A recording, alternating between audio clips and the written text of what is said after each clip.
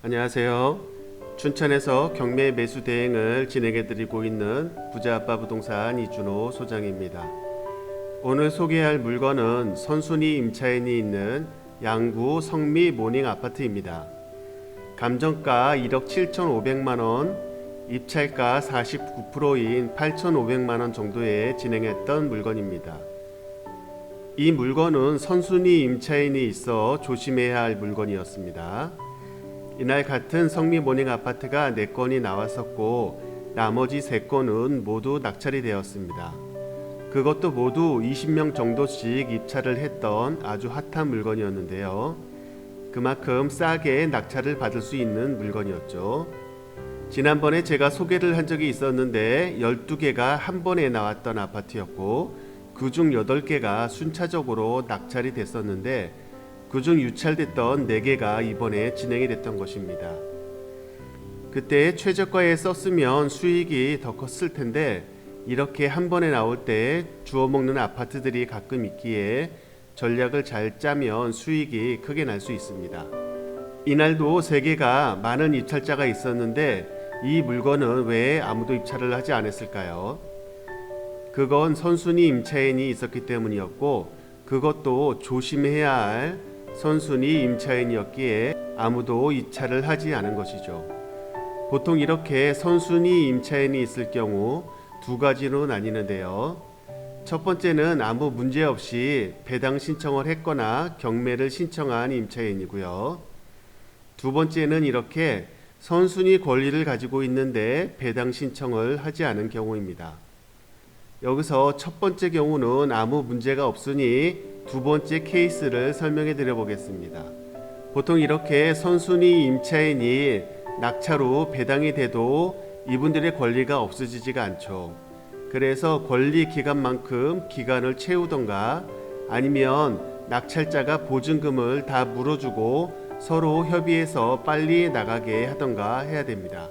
이번 케이스가 이런 경우인데요. 권리는 있는데 배당 요구를 안 해서 임차인의 보증금을 모두 인수하는 경우입니다. 그러니까 경매 입찰, 낙찰금과 별도로 선순위 임차인의 보증금을 다 다시 물어줘야 합니다. 그럼 이번 케이스를 보면 3건 낙찰된 것처럼 만약 1억 2천만 원 정도의 입찰한 분이 있어 낙찰이 되었다고 가정했을 때 어땠을까요?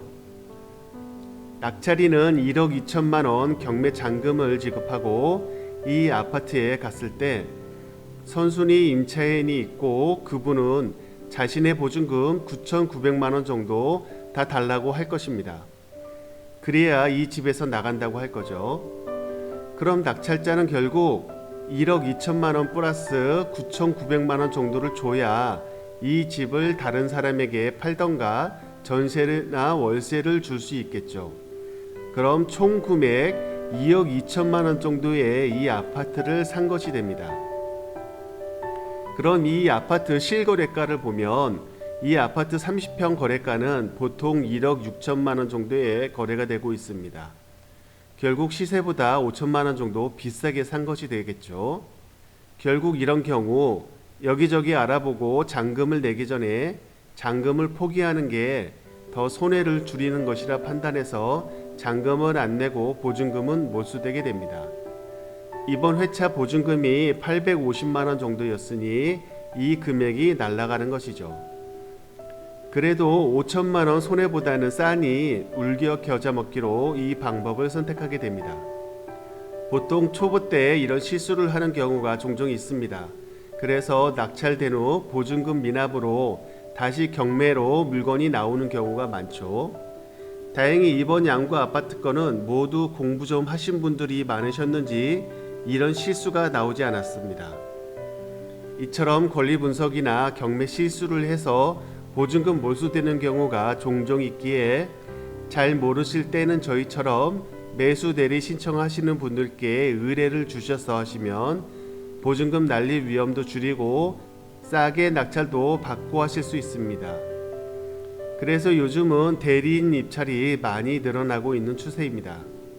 부동산 거래를 할 때도 부동산 수수료를 주고 안전하게 하는 것처럼 이제는 경매도 수수료 조금 주고 그보다 크게 수익 내는 방식으로 많이 하고 있습니다.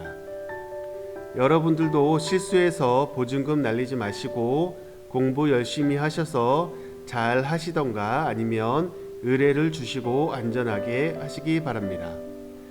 이번엔 양구 성미 모닝 아파트 건으로 실수하기 쉬운 선순위 임차인 물건을 봤습니다. 감사합니다.